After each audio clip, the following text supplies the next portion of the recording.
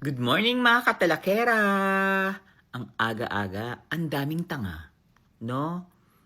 May nag-viral na naman na video na may ka-sexy BBM, may mga tubig-tubig, churut, tusok. Pero, pansinin nyo, hindi ko yung pinatulan.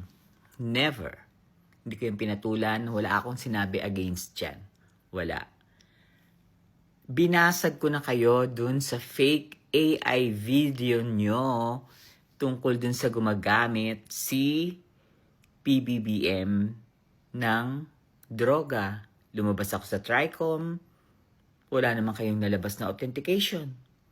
Anong petsa na dapat ginamit nyo yan sa impeachment, di ba?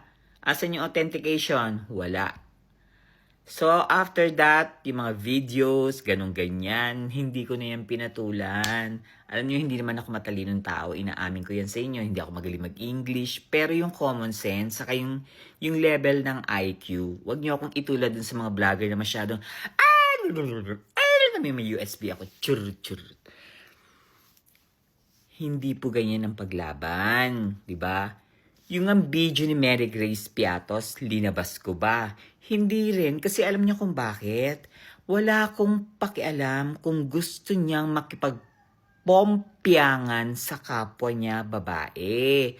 Kasi yung sex, choice niya yun eh. As long as hindi niya pinababayaan yung trabaho niya bilang presidente, bilang vice-presidente ng Pilipinas at yung kanyang advokasya na namumulot siya ng basura. Nasaan ba siya ngayon? Ilang beses ba siyang pumupunta sa The Hague? Monthly. Saan ba siya vice president? Ano ba ang nagagawa niya sa The Hague? Kailangan ba siya doon? Hindi ba't kaya sila kumuha ng 150 million na swelduhang lawyer para ipaalam na lang sa kanila or sa kanya na kahit na nasa OVP siya nagtatrabaho kung ano yung mga nagiging resulta ng hearing sa The Hague. Hindi yung nagpupunta ka sa The Hague na wala ka namang gawa, kundi rumampa, magpa-interview, kumain, mag-chenilin. Siyempre, maraming weeds dyan. Di ba, Mary Grace? Ganon. Pansinin niyo yung post ko. Wala po akong pinopost na ganyan. Wala akong pinost against dyan sa pompyangan video ng mga tibuling... I hate tahong. Promise. Saka hindi.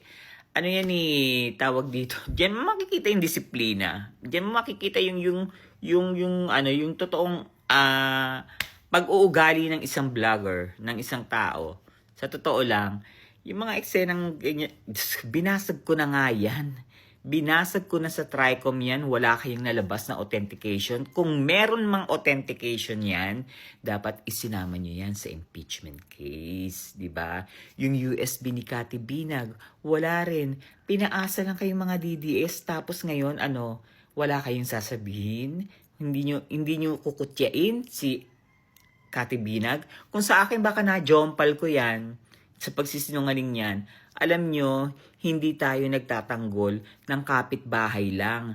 Ang pinagtatanggol natin, yung namumuno, yung pinakamataas na tao at pangalawa sa pinakamataas na tao na namumuno sa isang bansa, hindi sa isang lugar lang na barangay. Ganon. Kayo naman, ang tagal-tagal nyo ng vloggers, hanggang ngayon, tanga pa rin kayo. Oo. Promise. Chururut. Tusak. Be. Palibasa kasi. For the money, kailangan merong ma-upload para ma-monetize. Sayang naman yung sweldo. May sweldo na nga sa mabayaran na. Basta sa may sweldo pa rin sa